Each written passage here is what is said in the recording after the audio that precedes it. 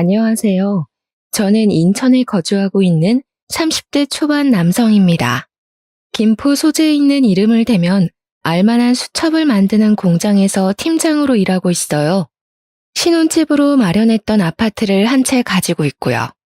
아파트를 언급하는 이유에 대해서는 사연을 듣다 보면 알게 될 겁니다. 현재는 이혼을 한 상태이지만 이혼을 하기까지의 기막힌 사연을 들려드리고자 해요. 어렸을 적부터 집이 부유한 정도까지는 아니나 부족함 없이 자랐습니다. 하고 싶은 것, 먹고 싶은 것은 다 하고 살았고 부모님의 아낌없는 지원으로 무사히 대학도 졸업할 수 있었죠. 경제학을 전공하기는 했지만 군대를 다녀오고 마땅히 제가 무얼 해야 하는지 갈피를 잡지 못했고요. 마땅한 자격증을 따둔 것도 없었기에 더욱 막막했습니다. 부모님은 시간적인 여유를 두고 천천히 생각해보라고 하셨지만 너무 죄송스러운 마음에 뭐라도 해야겠다 싶었어요. 그래서 우연히 좋은 기회로 지금 일하고 있는 수첩 공장에 취직을 하게 됐죠. 집은 인천이었는데 통근버스가 있어 비교적 수월하게 출퇴근을 할 수 있었습니다. 급여도 나쁘지 않았기에 마음먹고 공장에 출근을 하게 되었어요. 나름 인지도 있고 이름을 대면 알만한 업체여서 나름의 자부심도 느꼈죠. 일한 지 몇 개월 정도 됐을 때 같은 공장에서 일하던 여직원을 만나게 되었습니다. 그 직원은 신입 직원이었는데 제가 사수가 되어 옆에서 일을 알려줘야 했어요. 수수하게 생긴 외모에 싹싹한 성격까지 남자로서 반하지 않을 수 없었습니다. 자연스레 서로 연락처를 주고받게 됐고요. 그렇게 사수와 부사수 사이가 되었죠. 이지은 씨, 입사한 지 한 달이나 됐는데 그동안 도대체 뭘 배운 거야? 사수가 누구야? 뭘 가르쳤길래 이렇게 간단한 업무도 하나 처리 못해, 어? 내가 아니었으면 어쩔 뻔했어? 잘리고 싶냐고. 입이 있으면 말을 하란 말이야. 과장님, 이지은 씨 사수는 접니다. 무슨 일인지는 모르겠지만 이제 막 한 달 된 직원이에요. 제가 조금 더 자세히 알려줄 테니 너무 노여워 마세요. 이제 한 달밖에 안 됐는데 뭘 알겠냐고요. 뭐? 영훈 씨, 내가 자기 그렇게 안 봤는데 말이야. 상사가 말을 하면 네 하고 말 것이지 뭘 잘했다고 내 말에 토를 달아? 자기도 잘리고 싶어? 도대체 직원 교육을 어떻게 시키는 거야? 사수면 책임을 지고 실수하지 않게 잘 가르쳐야지. 죄송한 말씀이지만 그렇게 과하게 뭐라 하시는 것도 정도껏 하셔야 합니다. 신입 직원이 알면 얼마나 한다고 그러겠습니까? 과장님은 신입 때 실수 안 하셨어요? 왜 애꿎은 신입한테 히스테리를 부리냐 이 말입니다. 뭐? 영훈 씨, 말 다 했어? 내가 영훈 씨 그동안 잘해주고 오냐오냐 하니까 내가 만만해 보여? 사수나 부사수나 다 똑같구만. 나 참 진짜 어이가 없어서. 뭐? 히스테리? 어디 히스테리 마음껏 부려줘? 에헤이, 김 과장도 그만하면 됐어요. 사수가 잘 가르치겠다잖아요. 더 큰 소리 내지 말고 다들 각자 자리에 가서 일합시다. 자, 김 과장도 진정하시고 영훈 씨도 얼른 일 봐. 사실 김 과장님은 40대 중반인데 노처녀 히스테리를 늘 직원들에게 부리고는 했었죠. 저는 그러려니 할 수 있었지만 신입 직원이었던 전처는 그걸 감당하기 어려웠을 겁니다. 그렇게 그날 우리는 퇴근 후 술 한잔을 하게 됐고 저는 원래 사회생활이 그런 거라며 위로를 해주었어요. 나이도 어린데 공장에서 힘들게 일하며 잘 살려고 노력하는 것 자체가 대단한 일이라면서요. 그 기회로 우리는 서로에 대한 호감이 생겨 연인 사이로 발전하게 됐죠. 그렇게 2년 정도의 연애 후 우리는 자연스레 결혼에 대한 이야기를 하게 됐습니다. 서로 결혼할 나이가 됐고 벌이가 적당할 때 결혼을 하자는 뉘앙스를 풍겼기도 했고요. 사실 여자친구는 연애하는 기간 동안 짠순이 기질이 있었습니다. 저보다 3살 어렸는데 어린 나이에 경제활동을 하다 보니 아껴야 한다는 생각이 강한가 보다 했죠. 공장을 다니며 나가는 식비가 아깝다며 집에서 도시락을 싸와서 먹기도 했습니다. 데이트를 할 때에도 고급진 레스토랑보다는 순대국밥, 기사식당, 분식집을 더 좋아했고요. 한 번은 생일 선물로 조금 비싼 가방을 사주었는데 뭐하러 이런 거에 돈을 낭비하냐며 혼을 내기도 했어요. 또래보다 사치를 부리는 일은 없었고 평소 행동을 보아도 전혀 씀씀이가 해프거나 하지 않았기 때문이죠. 보통 아내 또래 여자들은 인터넷으로 선물 받은 명품을 자랑하거나 비싼 음식을 먹으러 가면 사진을 찍어 올려 자랑하고는 하는데 아내는 그런 게 없었어요. 물론 아내도 친구들과 어울려 놀기 좋아하는 여느 청춘의 20대였지만요. 자신이 카페에서 마시는 커피값을 아끼려고 공장 내 탕비실에 있는 믹스커피를 먹고요. 언젠가 한 번은 그러더라고요. 자기도 다른 여자들처럼 명품백 자랑하고 비싼 옷도 사입고 여행도 다니고 싶대요. 하지만 그럴 시간에 젊었을 때 조금이라도 돈을 더 벌어서 미래에 투자하고 싶다는 겁니다. 지금 벌 수 있을 때 바짝 벌고 나중에 마음대로 하고 싶은 거, 좋아하는 거 하면서 살고 싶다고요. 나이 들어서 돈에 전전긍긍하며 사느니 그게 낫다고요. 남들이 보면 지질이 궁상처럼 보이겠지만 여자친구를 사랑했기에 그 마음 하나로 결혼에 대한 결심을 굳혔습니다. 그리고는 양가 집에 인사를 드리러 가게 되었습니다. 아, 안녕하세요. 영훈 씨와 교제 중인 이지은이라고 합니다. 잘 부탁드려요, 어머니. 아이고, 영훈이 드디어 네가 정신을 차린 모양이구나. 잘 됐네, 잘 됐어. 아가씨, 우리 영훈이 만나느라 고생이 많죠? 참하게도 생겼네. 그래, 저녁은 먹었어? 어서 와서 앉아요. 시장할 텐데 밥부터 먹자고. 직장 잘 다니게 해주셔서 감사하다고 기도한 게 엊그제 같은데 가정을 꾸리게 되다니. 너무 축하해, 아들. 우리 며느리도 앞으로 잘 지내보자꾸나. 결혼 준비하면서 부족한 게 있거든 언제든지 말하렴 도와줄 테니. 부모님은 제가 결혼을 하겠다고 말하니 입꼬리가 떨어질 줄 모르게 좋아하셨죠. 며칠 뒤 여자친구 집에도 인사를 가게 됐습니다. 마찬가지로 식사 후에 커피 한 잔을 하며 이야기를 나누었습니다. 여자친구 집에서는 예비 장인과 장모가 자기들은 여유가 되질 않는다며 많이 보태주지 못해서 미안하다고 하셨고요. 어차피 우리가 하는 결혼이라 양가 부모님들께 크게 손을 벌리고 싶지는 않았기에 문제가 될 건 없었습니다. 그러면서 저한테 집은 어디에 구할 거냐는 둥, 모아놓은 재산은 얼마냐는 둥 질문이 많으셨어요. 하나밖에 없는 딸을 시집 보내는데 당연히 궁금하시겠거니 하고 나름의 계획을 말씀드렸습니다. 우리 집도 여유 있는 형편은 아니었기에 우리들이 모은 돈으로 시작할 예정이라고 말했고요. 표정이 약간 어두워지는 듯 했으나 이내 알았다며 결혼 준비를 잘해보자고 하셨어요. 예, 영훈아, 너에게 줄 것이 있어. 나중에 결혼 자금으로 주려고 모아둔 돈인데 이걸로 필요한 거 사고 그래. 집은 이 엄마가 사주마. 직장과 가까워야 하니 미리 봐둔 아파트가 있거든. 거기로 해줄 테니 행복하게 잘 살기만 해. 에이, 엄마, 이러지 않으셔도 돼요. 나도 직장 자리 잡았고 스스로 할 수 있어요. 넣어두세요. 제가 벌어서 알아서 할 테니 걱정 마시라니까요. 감사하게도 부모님께서는 그동안 모아놓은 돈을 보태주시며 작은 아파트까지 마련해 주셨습니다. 처음 시작하는 인생인데 빚 없이 살아야 한다며 자신들도 어차피 일을 하니 걱정하지 말라셨고요.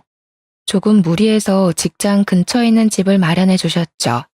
당연히 혼수는 저와 여자친구가 모아둔 돈으로 해야겠다는 생각을 했습니다. 자기, 지금 모아둔 돈이 얼마나 있어? 부모님이 집까지 해주시고 여윳돈도 주셨는데 이 돈으로 하는 건 조금 아닌 것 같아. 우리 힘으로 혼수 정도는 채워넣어야 할 것 같은데 자기 생각은 어때? 나 사실은 사정이 좀 있어서 모아놓은 돈이 1,000만 원이 전부야.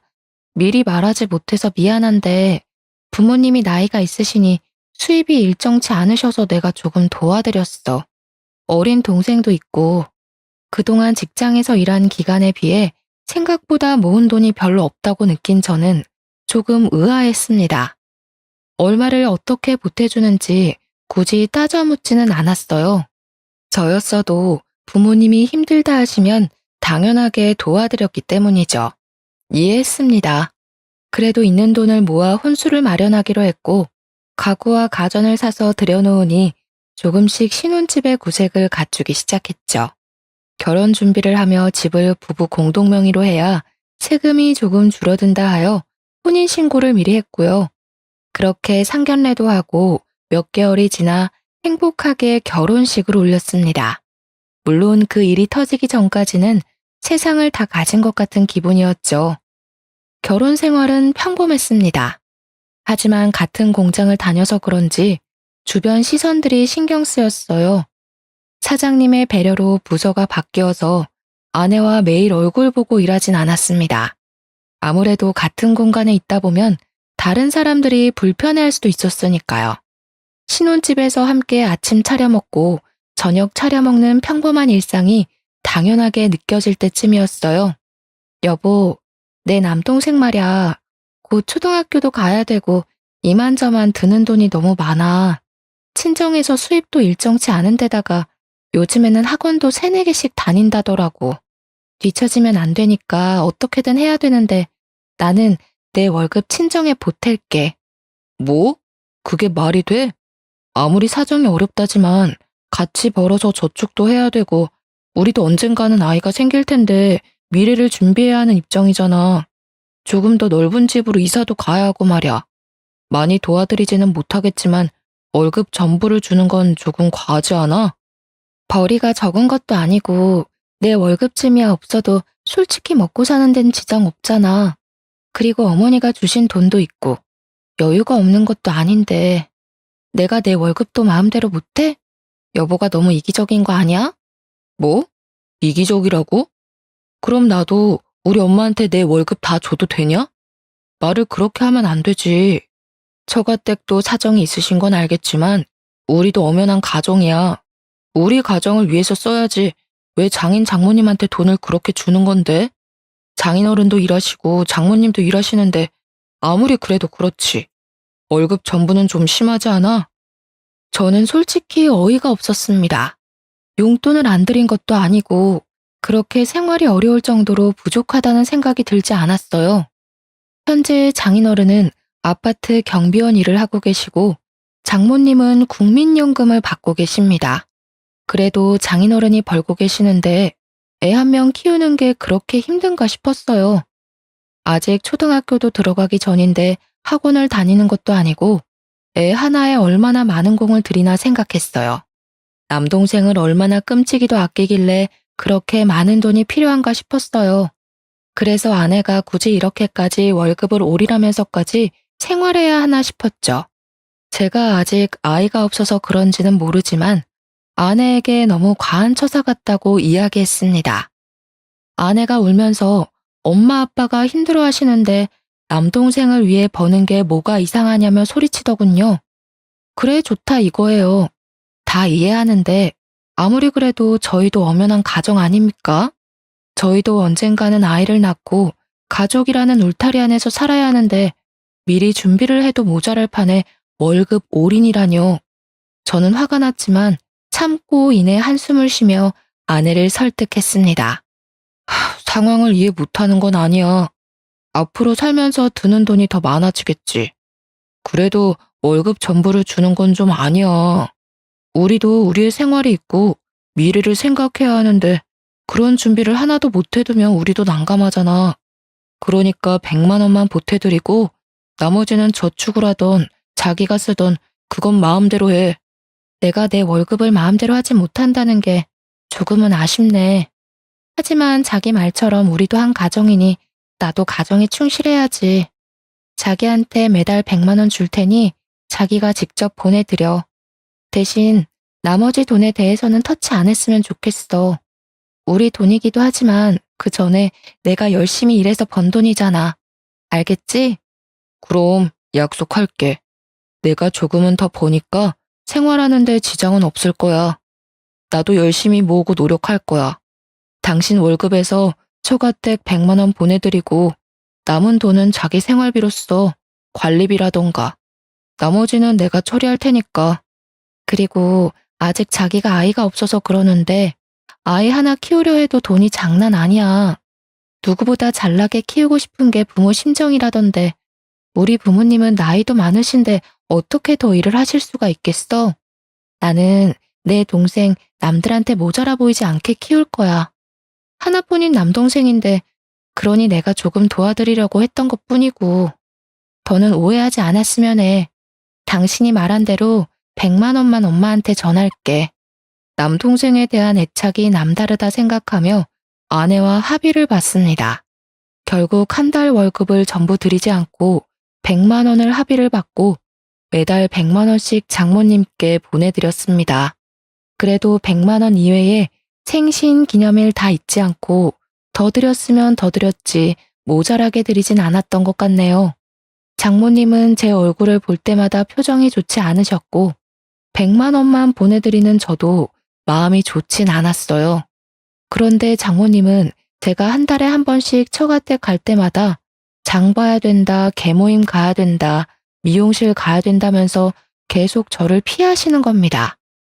사위 대접을 바라지는 않아도 제가 갈 때마다 없는 약속을 만드셔서 막상 가면 바쁜 장인어른을 대신해 어린 처남을 봐주고 오기 일쑤였어요. 저도 사람인지라 내심 서운했죠. 한편으로는 드리는 돈을 줄여서 그런가 싶어서 마음이 조금 불편하기도 했습니다. 장모님이 나한테 많이 서운하신가? 맨날 오면 얼굴은 통 뵙지도 못하고 왜 나를 피하시는 느낌이 드는 거지? 엄마가? 에이, 여보가 착각한 거 아닐까? 엄마도 우리 왔다고 못해둔 할 일이 많은가 봐. 여보도 생각해봐. 우리 엄마가 늦둥이 키우느라 얼마나 힘들면 우리 오자마자 미용실이랑 계모임이랑 가겠어. 그만큼 못하는 일이 많았다는 거 아니겠어? 애써 그래 좋게 좋게 생각하자. 나이 드신 장모님이 애 키우느라 바깥 생활하기 힘들어서 저랑 아내가 올 때만큼이라도 시간 내서 약속 만드는 거겠지 하며 좋게 생각하기로 했습니다. 그런데 문제의 그날에 제가 들어서는 안 될 말을 듣고야 말았습니다. 그때도 처가댁을 방문했는데 아내가 집에 도착하자마자 장모님은 친구들이랑 약속이 있다며 급하게 나가셨어요. 알겠다고 바깥일 보고 오시라고 했죠.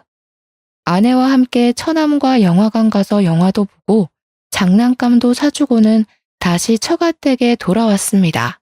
주말인데 운전을 해서 그런가 저녁 식사를 한 뒤 피곤해서 잠이 들어버렸어요. 그러나 자던 것도 잠시 수근수근거리는 소리에 잠에서 깨고 말았습니다. 거실에서 아이의 소리가 들렸고 아내와 장모님이 대화를 나누고 있었죠. 무슨 이야기인지 듣다가 저는 기절초풍하고 말았습니다. 그래도 얘 아직까지 몰라서 다행이다. 고적상으로도 네 동생으로 되어 있으니 문제될 건 없다만 그래도 안 들키게 조심해야 해. 지우야, 너도 아저씨 있을 땐 엄마 보고 누나라고 해야 해. 알겠지? 엄마, 영훈 씨 들어 조용히 해. 우리만 조용히 하면 아무도 모르는 일이야. 나 혼자 벌어서 먹고 살기 힘들잖아. 시부모님이 여윳돈도 챙겨주셨으니까 모자라면 적당한 핑계 대서 돈 보태달라고 하면 될 거야. 걱정 마. 으유, 알았다. 그래도 졸부는 아니어도 부족한 것 같지는 않아 보여서 다행이네. 우리 지우 이제 돈 걱정 좀 줄겠다. 지우 너도 좋지? 누나가 돈 많이 벌어주니까. 지우야, 엄마가 항상 미안해. 지우가 엄마라고 부르고 싶어 하는 거 알아. 엄마랑 할머니랑 있을 때만 엄마라고 해야 해. 알겠지? 아저씨나 다른 할머니, 할아버지 계시면 누나라고 꼭 부르고. 착하지 우리 지우? 아내는 나이 차이가 많이 나는 7살짜리 남동생이 알고 보니 동생이 아니라 지 자식이었던 거예요. 고등학생 때 일진 무려 어울리다 사고를 쳤고 임신을 해서 낳은 아이가 어린 처남이었습니다. 아이의 아빠는 누군지 모르며 자기 자식인 걸 모르니 둘만 조용히 하면 되는 거라는 이야기를 하는 겁니다. 근데 아이가 다 듣고 있는데도 저런 말을 하는데 아이는 일말의 표정 변화도 없는 겁니다. 자기 엄마가 내 아내라는 걸 알면서도 아내의 아들은 지금껏 아내한테 단 한 번도 엄마라고 부르지도 못한 거였어요. 당연히 내 엄마인데 엄마한테 왜 누나라고 해야 하는지 어린 아이여서 이해가 안 될 텐데 말이에요. 그리고 엄마 말대로 부자는 아니지만 집안도 나쁘지 않아. 어차피 아파트까지 해주셨으니까 더 이상 돈 들어갈 데 없을 거 아니냐고. 내가 엄마한테 내 월급 그대로 주자고 했는데 절대 안 된다는 거야. 나중에 우리도 애 낳고 살려면 미리 준비해야 한다고. 그래서 100만 원만 보내게 된 거야. 어쩔 수 없었어. 그런데 난 우리 지우 좋은 학원 보내주고 좋은 거 입히고 하려면 돈이 더 필요해. 그러니까 아무 걱정 말고 돈 부족하면 이야기해. 알겠지? 알았다니까 그러네. 지우는 걱정 말고 너는 일단 김서방이나 잘 구슬려 봐. 사람은 괜찮아 보이더만. 잘 구슬리면 그래도 돈을 잘 줄 것 같던데 이왕 이렇게 된 거 지우 동생도 보고 나중에 애가 태어났는데 헤어지자고는 못할 거 아니니. 내가 지금 지우 하나 키우는 것만 해도 얼마나 힘든데 또 애를 낳으래 그래 엄마는. 일단 지우 건강하게 잘 크는 것만으로도 나한테는 고마운 거야. 아빠 앞에서도 입 조심해야 해. 그리고 영훈 씨와 나 사이에서 아이를 가질 생각은 없어. 때를 봐서 임신하기 어려운 몸이라고 둘러댈 생각이야. 저는 듣다가 너무나도 기막힌 사실에 아무 소리도 못하고 그 자리에서 주저앉고 말았습니다. 우당탕탕 소리가 나자 헐레벌떡 아내와 장모가 일어나더니 어쩔 줄 몰라 하는 게 아니겠어요? 지금 제가 들은 게 도대체 무슨 소리죠? 여보, 이게 다 무슨 소리야? 내가 들은 게 사실이야? 지우가 자기 동생이 아니라 아들이었어? 사실이야? 무슨 소리야? 우리는 그런 이야기 한 적 없어.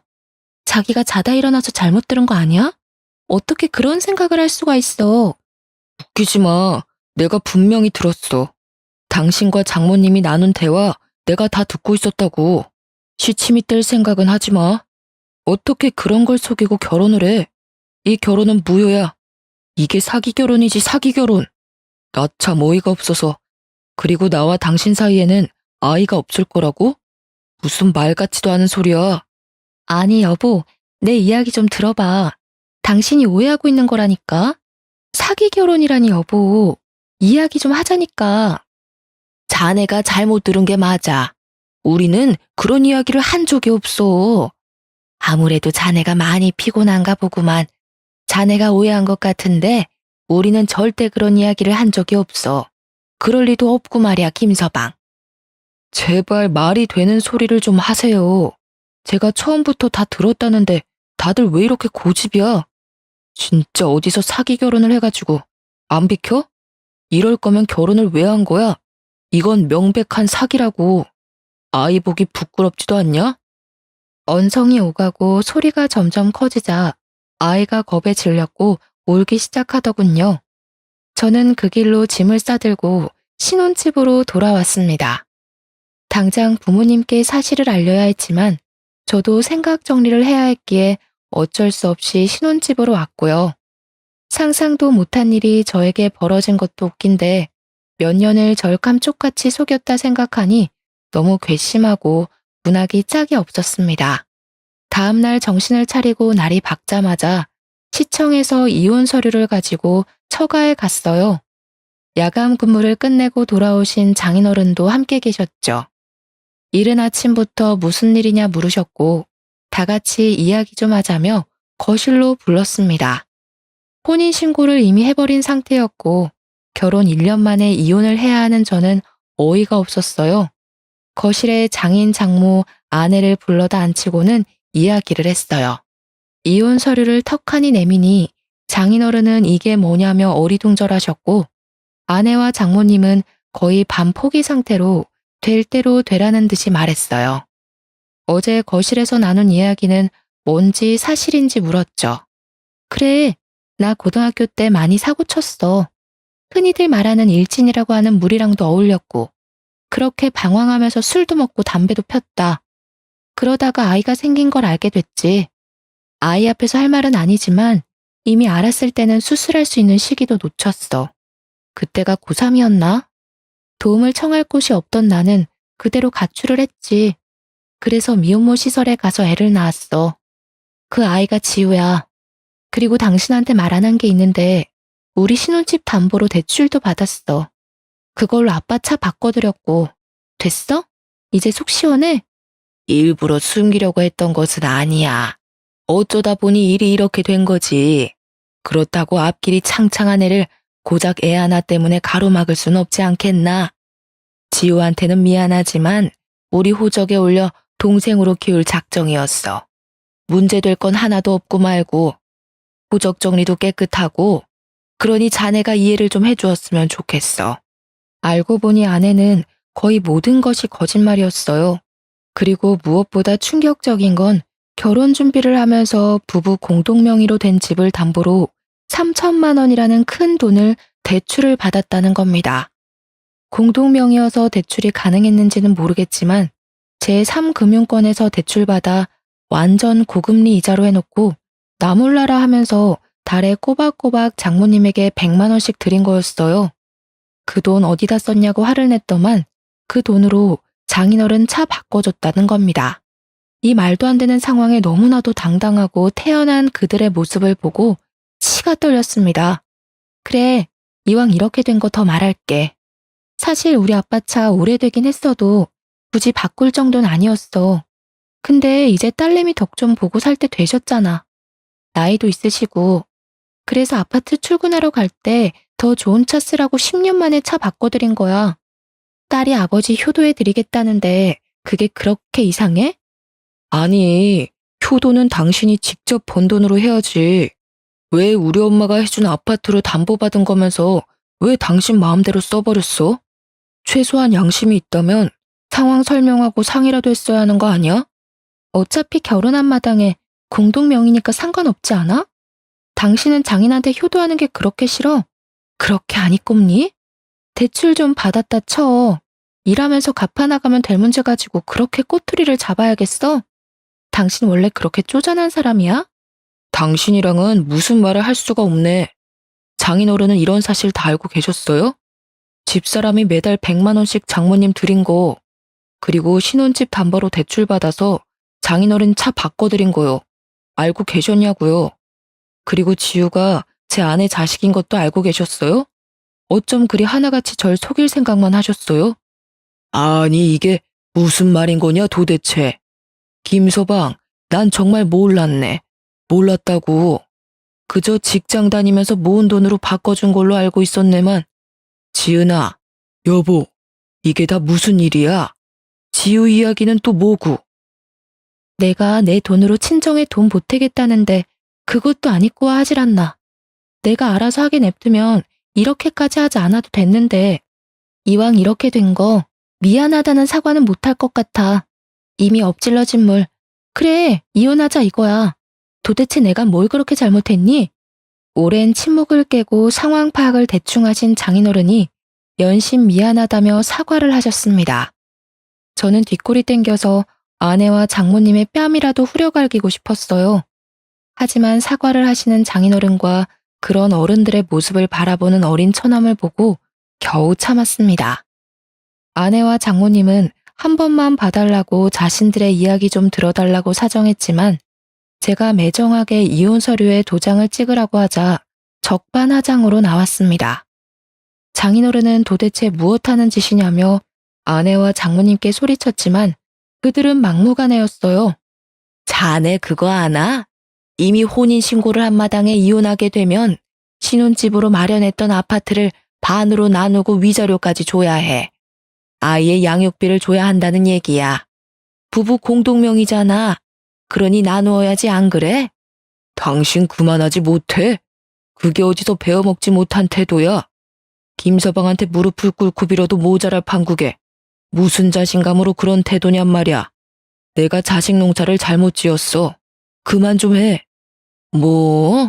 이 양반이 정말 모지리 같은 당신도 내가 걷어주지 않았으면 이렇게 살지도 못했어. 지은이 임신해서 애기 낳아왔는데 그럼 애를 길바닥에 버려? 말이 좋아서 친척이 사정이 있어서 맡긴 아이지. 바보도 아니고 말이야. 도대체 으유, 내 팔자야. 뭐? 지우가 지은이 애란 말이야? 처갓댁 당숙자식이라며? 그건 또 무슨 소리야? 지은이가 언제 애를 낳았어? 왜 이런 이야기가 나오는 거냐고. 정말 뻔뻔하게 그지없네요. 내가 알아도 한참을 잘못 알았네. 아니, 처음부터 내 잘못이었어. 그때 사수로서 일만 했어야지. 내가 눈이 멀었었나 보네. 나 절대 가만히 있지 않을 거야. 절대로 그냥 못 넘어가. 장모님과 아내는 너무나 당당한 태도로 얼토당토 않는 이야기를 하는 겁니다. 결국 저도 지우를 생각해서 끝까지 잡고 있던 이성의 끈을 놓아버리고 말았죠. 그래서 가사소송으로 혼인 취소만 하려고 했는데 그들을 사기죄로 고소를 하기로 마음먹었어요. 제가 해온 집을 부당하게 담보까지 받아서 장인어른 차를 바꿔주었으니까요. 더욱 가관인 것은 아이가 아내의 아들이라는 것을 장인어른도 오늘에서야 아셨던 거예요. 장모님 친척분 중에 사정이 있어 호적에 대신 올려 키워주고 있다는 걸로 알고 계셨던 거죠.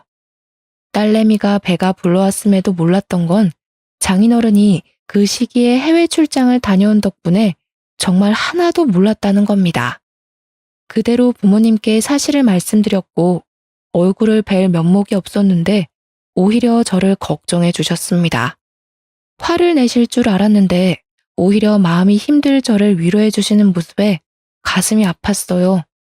어려서 부족함 없이 키워주고 뒷바라지 해주시는 부모님에게 효도를 하지는 못할 망정 불효를 저지른 것 같아 너무 죄송했기 때문입니다. 사람이 살다 보면 말이야, 이런 일 저런 일 산전수전 다 겪게 되어 있어. 이번 일도 인생을 살면서 겪은 하나의 일이라 생각하고 너무 깊게 담아두지 마. 엄마 아빠는 괜찮으니까 말이야. 영훈이 너 정신줄 놓지 말고 앞으로 더 잘 살면 그거면 돼. 정말 미안해 엄마. 나도 직장 잘 다니고 자리 잡고 좋은 모습 보여주려 했는데 뜻대로 되질 않아서 엄마랑 아빠한테 너무 미안해요. 전 그 파렴치한 놈들을 절대 용서하지 않을 생각이에요. 엄마 아빠한테 미안해서라도 그렇게 못하겠어. 꼭 천벌받게 할 거야. 며칠 뒤 변호사를 선임해 사기죄로 그들을 고소했어요. 동시에 혼인 무효 소송, 정신적 피해 보상을 요구하는 소송을 진행하기로 했습니다. 당연히 아내에게 유책 사유가 있었고 재판은 저에게 유리한 쪽으로 흘러갔죠. 아내가 부부 공동명의를 빌미로 대출을 받아 빚을 만든 점, 본인의 아이를 동생이라 속이고 그 사실을 배우자에게 의도적으로 숨긴 점, 맞벌이로 같이 일하고 가사노동을 하긴 했으나 본인이 얻은 이득은 가정에 하나도 도움이 되지 않은 점 등 아내에게 유책 사유는 너무 많았습니다. 오히려 아내가 저에게 8천만 원의 위자료를 지급해야 한다는 결론이 나자 아내는 항소를 했습니다. 자신도 맞벌이를 하고 집안일을 했는데 왜 위자료를 줘야 하냐며 말이죠. 재판에서 지던 날 법정을 나오며 저에게 악에 받쳐 소리를 치더라고요. 끝까지 이렇게 나오시겠다. 맞벌이 하면서 나도 가사일 분담해서 잘했고 아내로서의 역할 충실히 이행했어. 재산 분할이 불가하다니 가능키나 한 소리야? 난 절대 얌전하게 안 끝내. 절대로. 곧 죽어도 자기 잘못을 모르는구나. 당신 사기죄가 얼마나 큰 죄인지는 알고 하는 소리야? 인두껍을 쓰고 어떻게 그런 짓을 할 수가 있어. 지나가는 개를 붙잡고 왈왈 짖기만 하지. 즉 개 같은 소리라는 거야. 맞소송? 까짓거 해. 아직도 당신이 뭘 잘못했는지 모르는가 본데 어디 한번 끝까지 가보자고. 사기죄든 뭐든 꼭 콩밥 먹게 해줄게. 처음에는 처가댁도 변호사를 선임해서 항소하고 맞소송을 하기도 했어요. 하지만 여유가 없던 그들은 수임료를 감당하지 못했던 탓에 1년 정도의 긴 법정 싸움 끝에 결국 저에게 소송을 취하해달라고 찾아왔습니다. 제가 쉽게 소송을 취하해주지 않자 저희 부모님에게까지 찾아갔더군요. 어느 날 장인어른은 지우를 데리고 저를 찾아오셨습니다.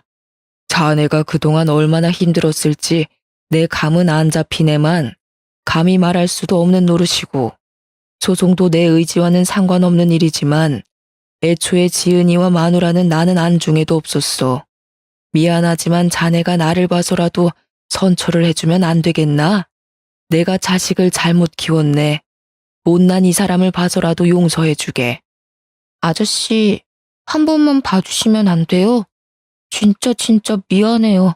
우리 엄마 혼내지 말아주세요. 지우가 잘못했어요. 미안해요. 자네가 그날 그렇게 집에 가버리고 나도 더 이상 같이 살 수가 없어서 나왔네. 처음에는 혼자 나왔는데 지우가 지은이랑 마누라 틈 사이에 껴서 제대로 살 수가 있을까 해서 결국에는 내가 데리고 나왔지. 그래서 지금은 원룸에서 같이 생활하고 있네. 자네에겐 정말 미안하지만 다시 한번 말하지만 제발 선처를 해줄 수는 없겠나? 장인어른은 어린 처남, 아니 그 여자의 아들을 데리고 오면서까지 아이를 봐서라도 한 번만 선처해달라고 사정을 했습니다. 장인어른이 저지른 잘못도 아닌데 괜한 심술로 욕보이는 것 같아 죄송할 따름이었어요. 장인어른과 지우에게 식사를 대접해드리고는 집으로 돌려보냈습니다. 물론 그 와중에도 아내와 장모였던 사람은 얼굴도 안 보였지만요. 장인어른만 간간히 찾아오시며 미안하다는 말씀과 함께 직원들과 일하면서 마시라고 커피를 사주고 가실 뿐이었습니다. 솔직히 장인어른과 아이만 아니었으면 모조리 감옥에 보내버리고 싶은 심정이었죠. 저는 결혼 준비를 하며 쏟아부은 시간과 돈을 모두 받아내고자 했습니다. 저희 부모님이 힘들게 마련해 주신 집과 그에 대한 노력의 대가들까지도요. 하지만 지후 그 어린아이가 신경이 많이 쓰였어요. 사실 제가 신경 쓸 이유는 없었지만 어른들 싸움에 저 아이가 무슨 죄가 있나 하고 가슴이 아팠습니다. 엄마를 엄마로 부르지도 못하고 억압받으며 자라왔을 저 불쌍하고 곱디고 온 아이를요. 앞으로 밝은 미래에서 활기차게 살아도 모자란데 더 이상 아이에게 상처를 주고 싶지 않았습니다. 그래서 원하는 대로 돈을 다 받고 싶었지만 적어도 아이는 먹고 살아야 했기에 위자료 3천만 원만 받는 조건으로 원만히 해결하기로 했고요. 그렇게 결론이 나니 짧지만 그동안의 일이 영화처럼 스쳐 지나가더라고요. 무엇을 위해 이렇게 살아왔나 싶을 정도로요. 물론 아직도 생각하면 굉장히 화가 나고 괘씸하기도 하지만요. 당신 앞으로는 아이를 봐서라도 이렇게 살면 안 돼. 아이가 당신만 보고 사는데 당신이 안 좋은 모습 보이면 아이가 어떻게 생각하겠어? 엄마를 엄마로 부르지도 못하게 하고 인간으로서 그게 할 수 있는 일이냐고. 나와는 사이가 이렇게 끝났지만 앞으로 지우를 위해서라도 잘 살아. 그리고 두 번 다시 내 눈앞에 띄지 마. 여보, 고마워. 당신에게는 정말 못할 짓을 했어. 앞으로는 우리 지우 봐서라도 내가 정말 열심히 살게. 선처해줘서 고마워. 앞으로 더는 연락할 일 없을 거야. 정말 미안했어. 건강하게 잘 지내. 자네가 어려운 결정을 해주어서 고맙네. 정말 고마워. 내가 자식, 마누라 관리를 잘못한 탓이 크네. 자네도 우리는 있고 이제 행복한 삶을 살길 바래. 그동안 미안했네. 그들은 연신 저에게 미안하고 고맙다며 인사를 하고 그 뒤로 연락이 끊겼죠. 그것이 저와 그들의 마지막이었습니다. 이혼하고 2년 정도밖에 지나지 않았지만 저는 그동안 안정을 되찾고 열심히 공장에서 근무했습니다. 일에 집중한 덕분에 올해는 팀장 자리까지 승진했고요.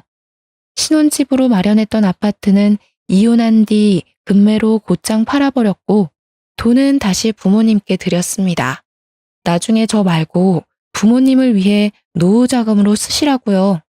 그리고 저는 회사 근처 방 2개짜리 집을 얻어 살게 되었습니다. 당시 전처와 같이 신입 직원이었던 남자 직원은 대리로 승진했는데요.